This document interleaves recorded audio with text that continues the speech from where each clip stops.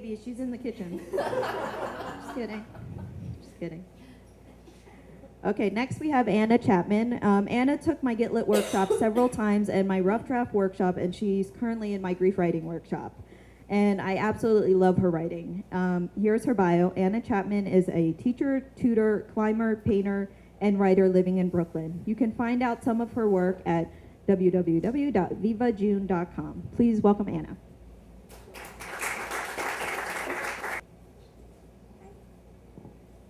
This is called Mother Me in 4 parts. Part 1, the first color. Little ones ask the strangest questions. She wanted to know, when we die, what color will everything be? And what will the sky say? Little one, this one is easy. Everything will be black and black and black until it can't be black anymore. And then it will be the silver of the memory of black. And then that glass mirror held up to the black, saying, "This was black. Remember black?" And then the black will be gone, just like that. And you will hear, "This was the memory of black. Do you remember black?" And then the memory will be gone in an echo, and the echo of the echo. And the sky will say, "Try to remember me, if only for a moment."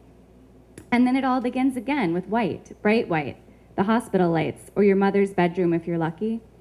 And at first you will see all of the colors in that streaming white, and then your eyes will start to see the difference in the colors and the shapes of the objects, and you will start to see the white as just the background, just there to show you the other things, like your mother's face and your toys, later the patterns on your quilt, and a game your grandmother played where she would hide a penny in one of the pockets she had laboriously sewn onto each of the 25 tiny dresses that decorated the quilt she had made for you when she heard you were coming.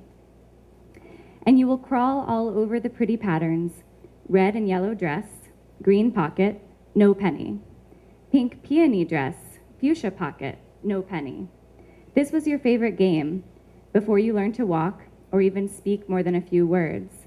But the light came in and showed you all these colors and patterns and dresses and pockets, and you knew just how to play and how to bring the dull coin to her open hand. Later, the light through the window that lights up your tiny art table so you can swirl and push the crayons down to their nubs, leaving the part too small for you to grasp on the windowsill, only to find it later melted, the bright wax pooling out of the paper and dripping down and off the ledge and splattering onto the wood floor. A tiny mess. Your mother might not even notice it.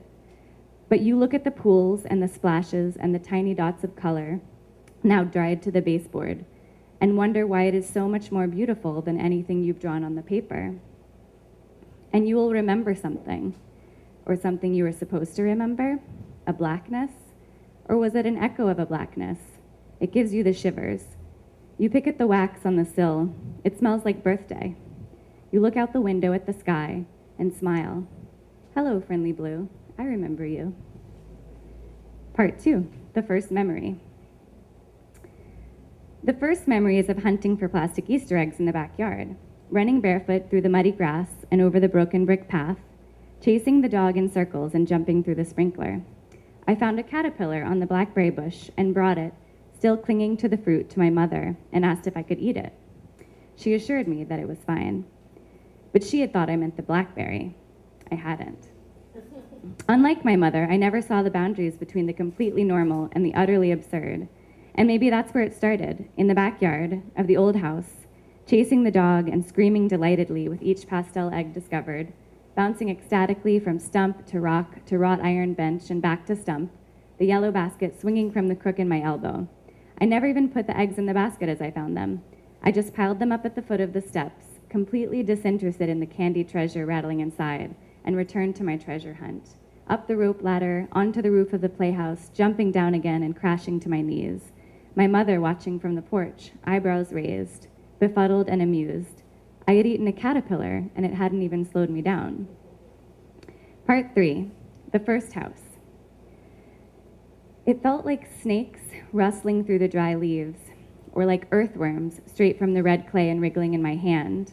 And like that cardboard box of free kittens behind the Exxon station that we were beckoned away from because my grandmother knew where this was going. And it felt like an ocean current, and me floating easy in it, back and forth, a taut chain of longing anchoring me from navel to the ocean floor. It was an uneasy feeling, and it was the unanswered question that would live under my skin for years, so simple I didn't even realize I'd asked. When will we go back to the old house? My mother missed it too, but never let on. She tried to embrace the new house. She even planted periwinkle in the side yard, but it never took.